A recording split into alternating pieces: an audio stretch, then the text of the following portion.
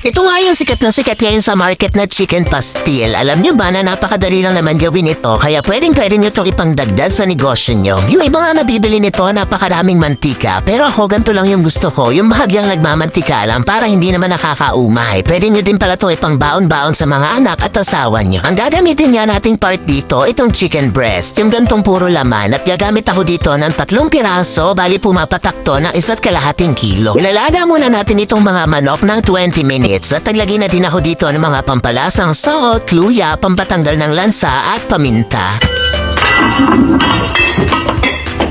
Habang nakasalang naman yan, hihiwain ko na nga yung mga kakailanganin ko tulad nitong sibuyas at bawang. Hinadaan ko na nga lang dito sa food processor yung pag-chop dito dahil medyo tinatamad akong maghiwa. Sa dami ba naman ito, kaya mas maganda talaga na meron tayong ganito sa bahay.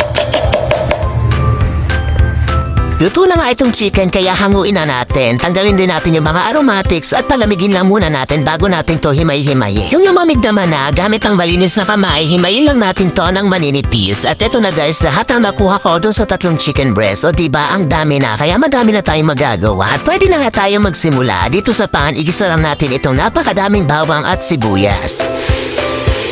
Haluin na natin to hanggang sa lumabas yung flavor at pag nakita nyo naman na nag-brown na yan, pwede na natin ditong ilagay yung pampakulay natin, itong atsuete. Ayan at nagmasmukha na siyang masarap, diba? Itong chicken pastil pala, meron siyang 2 flavor, original at spicy. Total maihilig naman kami sa maanghang na pagkain, kaya spicy flavor na lang yung gagawin ko at naglagay nga ako dito na 5 pirasong siling labuyo. Dito pwede na din natin ilagay yung hinimay nating chicken. Haluin na natin itong mabuti para kumulay at lumasa na din yung mga nilagay natin. Daan na din natin ito ng paminta at maglalagay nga tayo dito ng tigli 5 kutsara. 5 kutsarang oyster sauce, 5 kutsarang liquid seasoning at 5 kutsara din ng toyo. At para naman mag-balance lahat ng lasa nito, maglalagay din tayo dito ng 2 kutsarang asukal. Halu-haluin nyo lang to para hindi dumikit dito sa may bandang ilalim. At kapag nga ganyan nakaganda yung itsura niya, malapit na siyang maluto. So maglagay naman tayo dito ng kalahating butter. Yung iba mantika yung nilalagay nila dito, pero ako mas gusto ko yung butter. Mas masarap siya at mas malinam na. Sinalang ko pa to ng mga ilang minuto at ayan na, ready na ang ating spicy chicken pastil. Napakasarap niya guys at malinamnam dahil sa butter. Ilagay ko din siya dito sa dahon ng saging para mas masarap ang kain. Alam nyo ba, pwede nyo din itong pagkakitaan dahil ito yung sikat na pagkain ngayon na nasa pot. Ipid nga din itong ulam na to dahil napakalasa niya. Alam nyo ba, napakadami ko nung nakain na kanin pero ang konti lang ng ulam ko dahil nga napakalasa niya at masarap. Perfect idea din to sa pangbaon-baon ng mga anak nyo at asawa nyo, kaya naman itry nyo na din to.